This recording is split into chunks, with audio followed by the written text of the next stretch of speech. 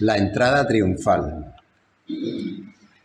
Cuando se acercaban a Jerusalén y llegaron a Betfagé, el monte de los olivos, Jesús envió a 2 discípulos con este encargo: Id a la aldea que tenéis enfrente, y ahí mismo encontraréis una burra atada y un burrito con ella.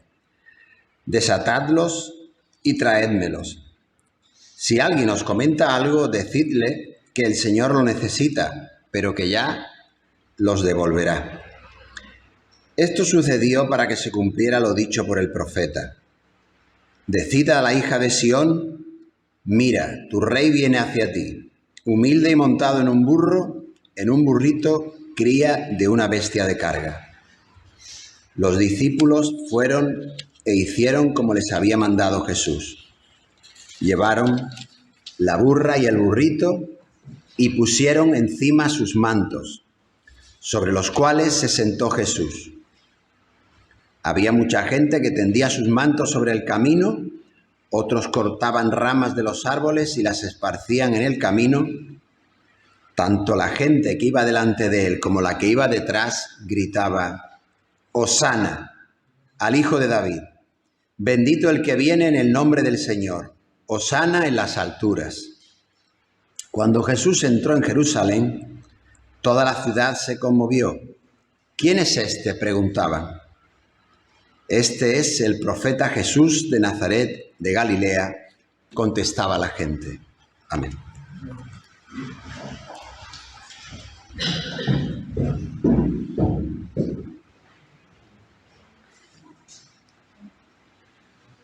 Hoy estamos reviviendo y haciendo nuestra esa expresión de júbilo que dice, ¿no? Hosana al Hijo de David, bendito el que viene en el nombre del Señor. Hosana en las alturas. Acabamos de leer esta expresión de alegría de la gente que aclamaba cuando Jesús entró, ¿no? Iba entrando en Jerusalén montado en un burrito. Pero como sois muy espabilados, también sabéis que al principio de nuestra celebración, cuando leíamos el Salmo 118, también aparecía esa misma expresión de júbilo. De ahí es de donde la tomaron para decírsela a Jesús. Por algo sería. No me acuerdo bien si fue el año pasado o fue el año anterior. Me parece que fue el año anterior que pudimos ver una especie de marco, ¿no?, para entender qué es lo que significa todo esto que tenemos narrado aquí, ¿no?, para verlo un poco más como con perspectiva. Y creo que es bueno repasarlo para ver las cosas con claridad y con proyección. No como una clase de historia, aunque a mí me gustan las clases de historia, ¿no?, sino para que nos demos cuenta del fondo y de lo que implica. El pueblo, después de tanto sufrimiento, también por su parte de infidelidad, ¿no?, idolatrías y tal, ¿no?, pero también de imperios invasores, los judíos esperaban la presencia de Dios viviendo de un modo especial en medio del pueblo. Lo que pasa es que ellos lo concretaban como esa presencia de Dios acampando en el propio templo, donde su presencia entendían que siempre estaban. Para un judío el templo de Jerusalén era como el centro de la tierra, en el sentido de el punto clave donde el cielo y la tierra se tocan, porque allí está siempre la presencia de Dios, ¿no? De alguna manera habían entendido ellos que antes del exilio en Babilonia, que algo había pasado, que Dios estaba un tanto retirado. Aunque de algún modo les acompañaba, incluso les acompañó en el exilio, pero algo había pasado, que su presencia palpable, por decirlo de alguna manera, ¿no?, no estaba y tendría que retornar. Muchos textos de los profetas habían hablado muy duramente, cuando tú te acercas a esos textos lo ves, hay mucha dureza contra el pueblo. Ezequiel en los capítulos 10 y 11 dice que cuando el pueblo fue deportado, fue trasladado a Babilonia, Dios había abandonado el pueblo. Piensa un poco esto, ¿no? Imaginaos el mal sabor de boca de sentirte abandonado por Dios. O sabían que les acompañaba, pero no era lo mismo. Pero por medio de otros profetas, por ejemplo, como Malaquías en el capítulo 1, o Isaías 40, versículo 5, o 52, versículo 8, ahí Dios dice que volvería a habitar el templo, o que su presencia estaría nuevamente con el pueblo. Su presencia estaría nuevamente con el pueblo. Pero el pueblo, al regreso ya del exilio en Babilonia, piensa que todo esto tiene que ocurrir, que la presencia de Dios volverá a ser palpable y favorable. Pero van pasando algunos cientos de años ya, que no es poco, y todo sigue igual a pesar del clamor de la gente. La gente está esperando ese retorno especial de Dios, ¿no? Y claro, en el pueblo hay cabezas pensantes, ¿no? La gente se pone a pensar y le van dando vueltas a la cabeza y se preguntan también por qué no reina un descendiente de David en el trono, como también estaba dicho. ¿Qué pasa? ¿Por qué no tenemos un descendiente de David reinando? Porque para colmo han tenido reyes de la dinastía Asmonea y luego a Herodes y a sus hijos, ¿no? Ya en tiempos de Jesús me refiero, ¿no? Pero ¿qué pasa con el rey davídico que Dios había prometido? Y hay como desilusión, porque creen que ya no va a haber un rey del linaje de David gobernando. Pero otros, porque hay distintos grupos de judíos, no todos son iguales, hay otros que tienen la esperanza de que cuando sea el final de la historia, porque la historia entendida en plan lineal, ¿no? Cuando sea el tiempo de Dios, ese tiempo escatológico, entonces ya Dios gobernaría mediante un rey que se sentase en el trono de David, aunque de momento pues no. Cuando se hablaba del trono de David ya en estas fechas, en estas épocas, ya después del exilio y tal, ya no significaba simplemente un descendiente sanguíneo de David, el antiguo rey David, ¿no? Ya que de hecho incluso David tuvo descendientes que sí eran de sangre, pero que fueron malos reyes. No se refiere ya en esta época, ya cuando se habla del trono de David, no se refieren a eso, ya significa otra cosa. Era una forma de decir que el propio Dios, que Dios mismo, sería el legítimo rey, aunque actuando a través de un rey humano. Más o menos vendría a ser algo así. No sería un rey gobernando en nombre propio, como por ejemplo hizo Saúl, el rey Saúl. Y también implicaba que al fin todas las naciones, que también era una esperanza que está en la Biblia, ¿no? Que todas las naciones se sujetarían al señorío del Señor, ¿no? A través de ese personaje que viene a reinar. Pero nosotros que somos cristianos ya sabemos que nos estamos apuntando a Jesús, ¿verdad? Yo no estoy hablando de otra cosa. Aunque las esperanzas están un poco confusas en estos periodos y tal, ¿no? Pero una cosa es clara, nosotros hemos dicho ya muchas veces que Jesús es un rey, y así lo confesamos, pero a la contra, muy a la contra de cómo son los reyes y cómo es el poder de este mundo. Hoy en día a lo mejor no hablamos de reyes, pero podemos hablar de los grandes magnates o de políticos o de vete tú a saber, ¿no? Hago este paréntesis porque, como digo, sabemos que nosotros nos referimos siempre a Jesús, ¿no? Pero bueno, aunque es una idea muy repetitiva, pero no muy clara en la forma de decirse, todo hay que decirlo, estuvo muy arraigada la idea de Dios mismo viniendo personalmente a reinar, ¿no? Como rey de Israel. Lo que digo que no es muy claro es lo siguiente. Quedaba todavía en el pueblo, quedaba la pregunta de si sería Dios mismo quien de una manera, suponte, como visible, palpable y de forma personal, nosotros quizás podemos preguntarnos si sería Dios tomando una forma antropológica tipo humana como nosotros, eso no se sabe, fuese así como se fuese a encargar de reinar, o, como creían tantos otros, si Dios iba a actuar por medio de un representante escogido, humano y no divino, para ser rey en su nombre.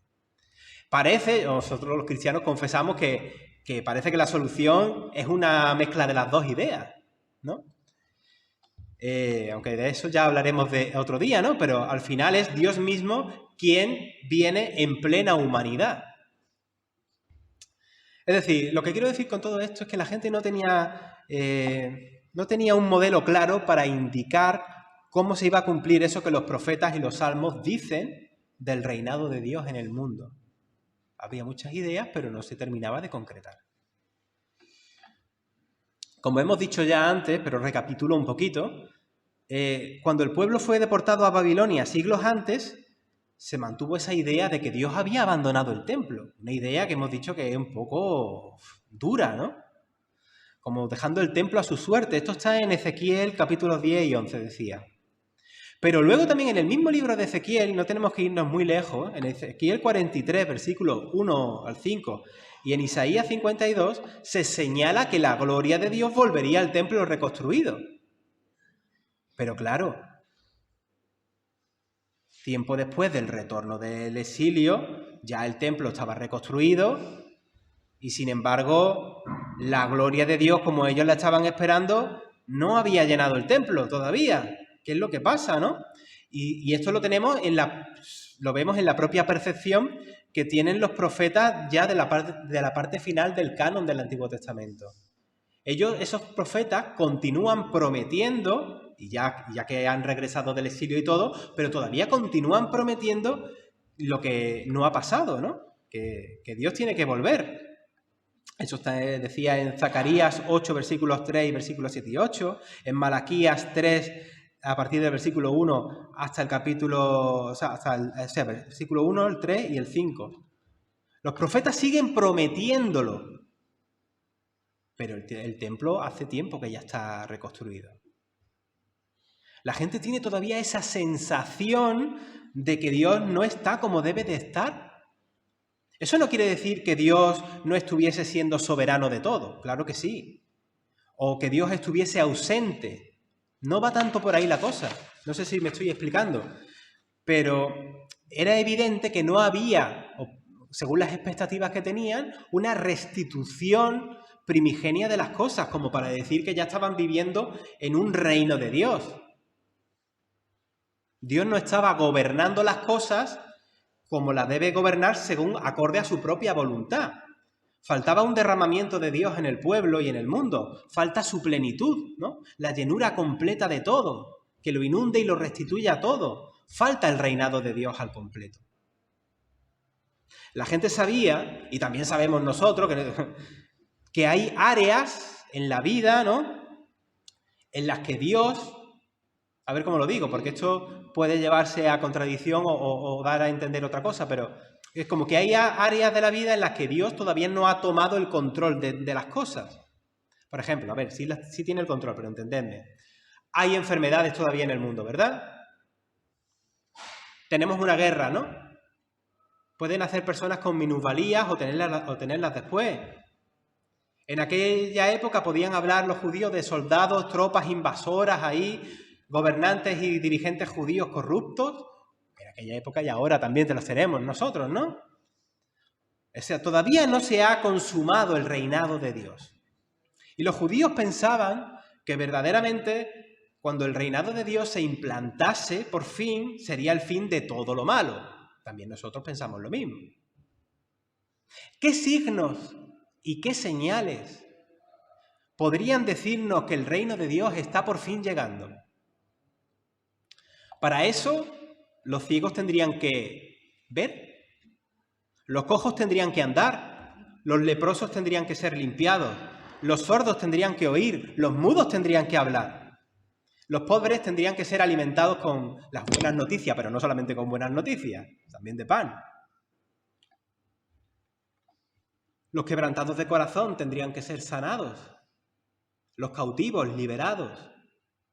Y ese año de jubileo de lo que está por venir Tendría que ser abierto, predicado e inaugurado. Así que la gente esperaba que Dios viniese como rey y se deseaba su justicia y su gobierno y que empezase a ocurrir estas cosas. Y que estas cosas nosotros las vemos en Jesús, ¿cierto?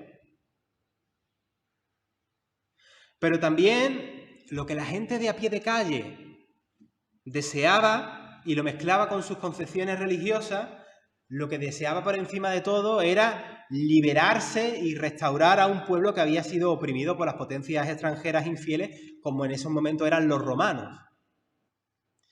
Y entonces esta última expectativa hacía que mucha gente, y esto incluso le pasa a los propios discípulos de Jesús, tuviesen una idea equivocada del Mesías como un libertador que por medio de la fuerza echase fuera a los romanos de allí. O sea, se puede ser discípula y discípulo, podemos ser discípulos y tener ideas muy equivocadas sobre Jesús. Bueno, pero desde pasajes como Ezequiel 34, Zacarías 9, del 9 al 11, lo que tenemos son las expectativas de que Dios mismo vendría de alguna forma como un monarca humano, pero en la figura de un rey humilde que cabalga sobre un asno, sobre un burrito. Así que cuando leemos un pasaje como el de hoy, donde vemos a Jesús entrando en Jerusalén en un burrito, como dijo Zacarías, nos damos cuenta que toda la aclamación que Jesús recibe allí por la gente, ¿no? Hosana y tal, todo esto, ¿no?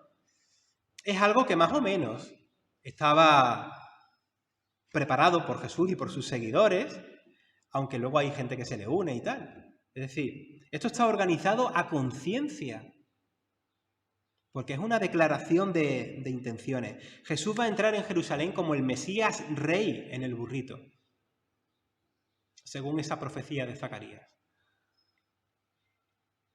Y los versículos 1 al 7 del pasaje que ha leído aquí Fernando muestran esa intencionalidad de preparar esa entrada triunfal por el significado que esa entrada así contenía. El año pasado compartí, si no recuerdo mal, porque el enfoque de la predicación era distinto, que había judíos que cuando llegaban a la entrada de Jerusalén, si venían cabalgando, se bajaban para que nadie interpretase que estaba cumpliendo la profecía esta, por el respeto que se tenía. Pero Jesús lo hace.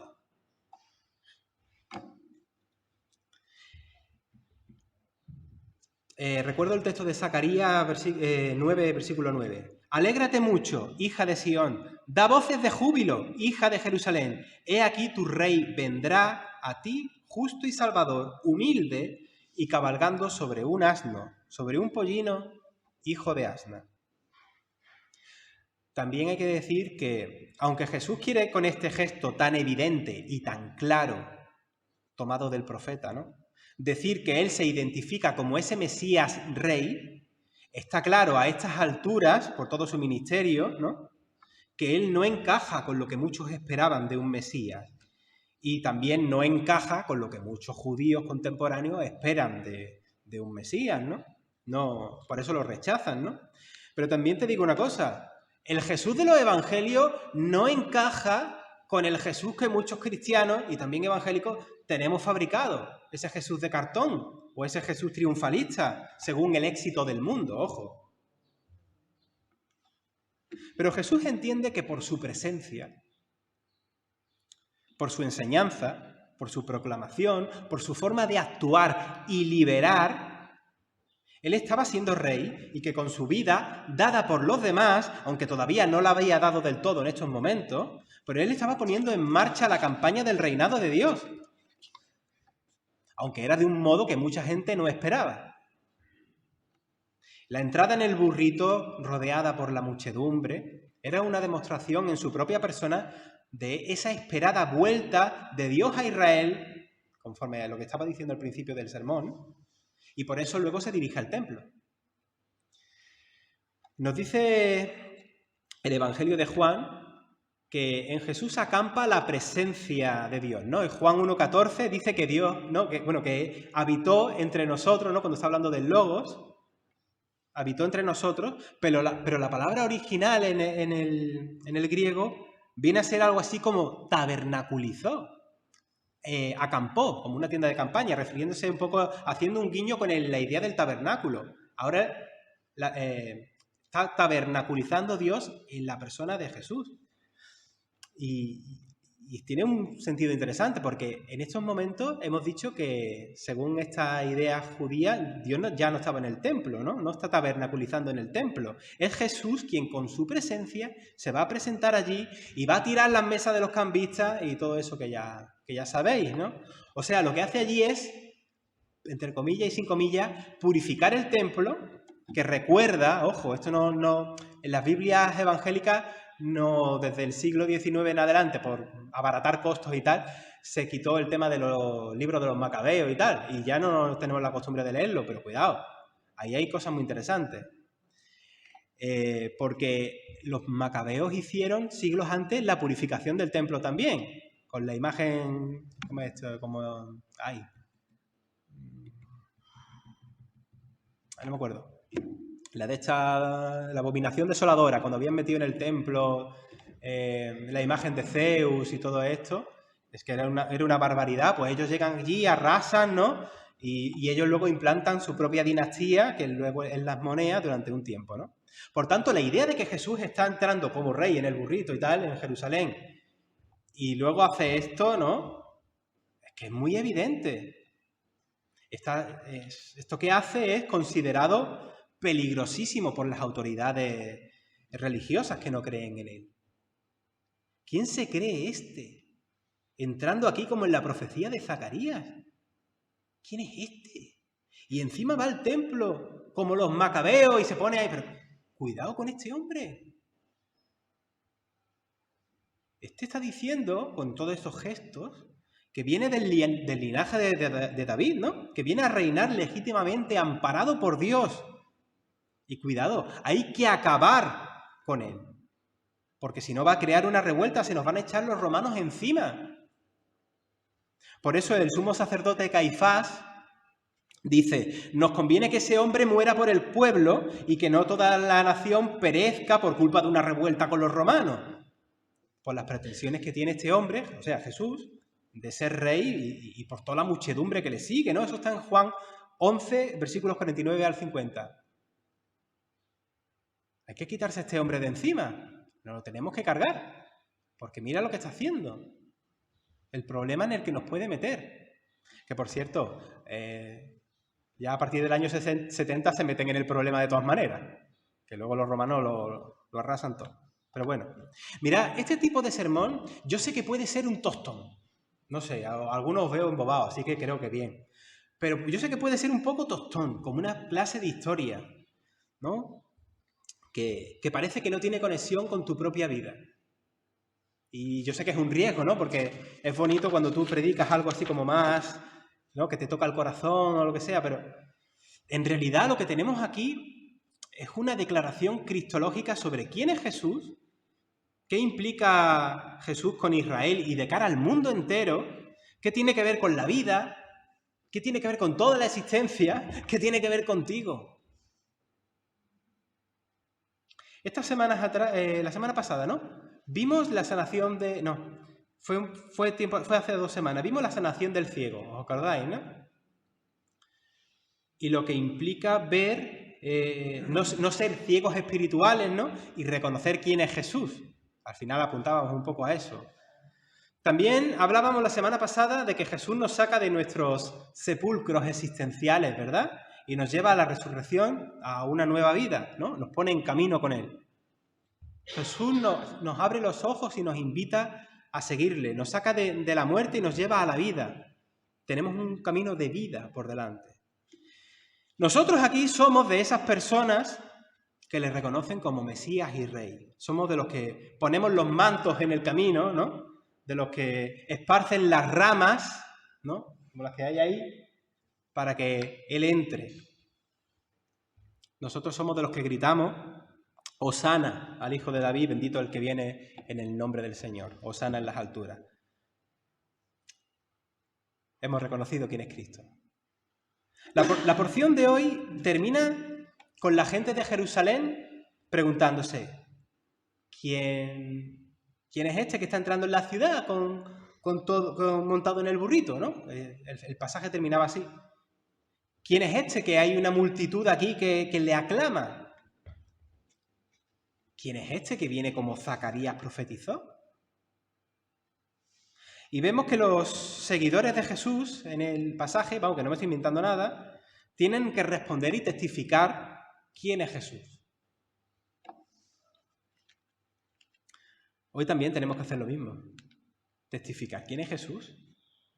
Explicar a la gente quién es y darle a conocer. Fijaos, hoy mismo en nuestra ciudad hay un montón de gente celebrando, algunos con conciencia de qué es lo que se celebra y otros no, celebrando por cultura y por tradición, pues el Domingo de Ramos, salen a la calle, ven la pollinica, ¿no? Y todo esto, y la gente se agolpa a ver los tronos y tal, con los que tienen la referencia a la entrada triunfal, pero muchos no conocen existencialmente en su vida a Jesús que viene entrando.